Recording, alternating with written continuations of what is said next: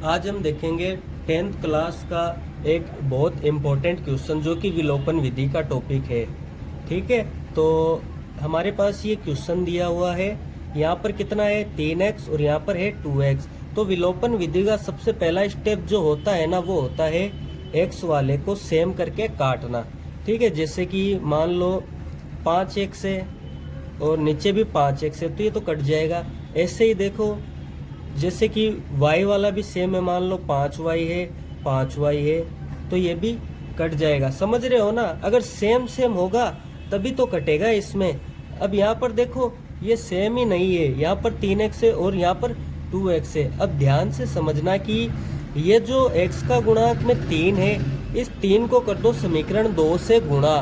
ठीक है, और ये जो x है, x के गुणांक में कितना है 2, इस 2 को कर दो समीकरण 1 से गुणा। तो आइए देखते हैं। तो हम लिखेंगे समीकरण 1 को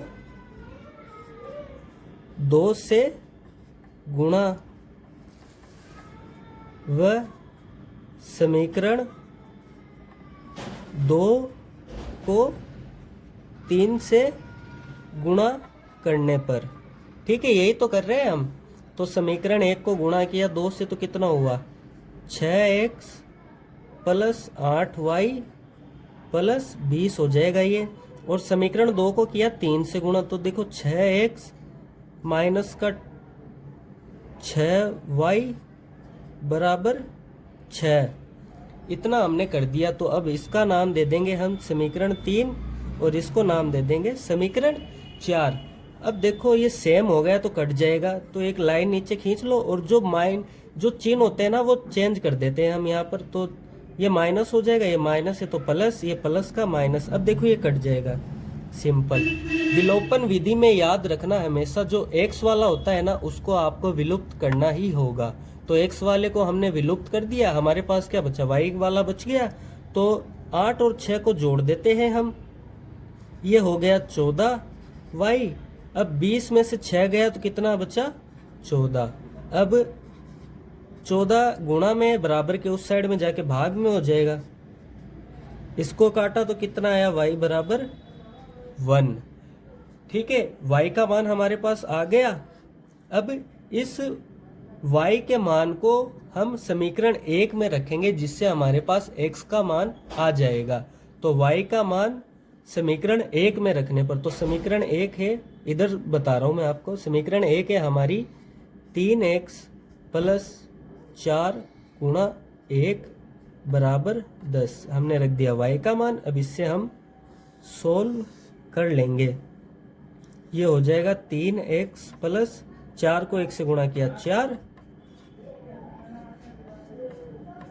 अब इस 4 को हम बराबर के इस साइड में लाएंगे तो माइनस में हो जाएगा।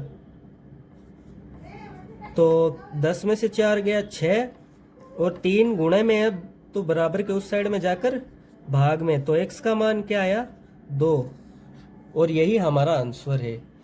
ठीक है, और यह क्लास 10th में 4 नंबर का आता है। तो आज ही आप अपने 4 नंबर को पक्का कर लीजिए। तो सबसे पहले क्या होता है, देखो यहाँ पर x है और यहाँ पर 2x है, तो हमें ना या तो आप x वाले को काट दो या फिर आप y वाले को आपको विलुप्त करना होगा। समझ रहे हो मेरी बात को।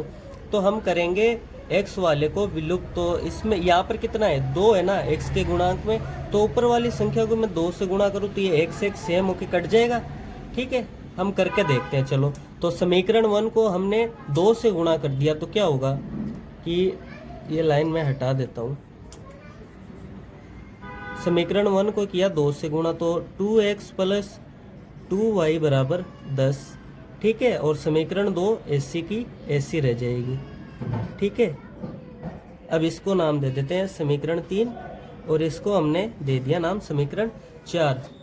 अब ऐसे यहाँ पर लाइन खींच दो। अब देखो हमें जो नीचे वाली टर्म होती है ना उसका हमने चिन्ह चेंज कर देना। ये प्लस में है तो ये माइनस में हो जाएगा, ये माइनस है तो प्लस हो जाएगा, ये प्लस है तो माइनस हो जाएगा। अब देखो प्लस माइनस कट गया। मैंने बोला था कि एक वाली x को काट दो या y को, तो हमने x को काट दिया है।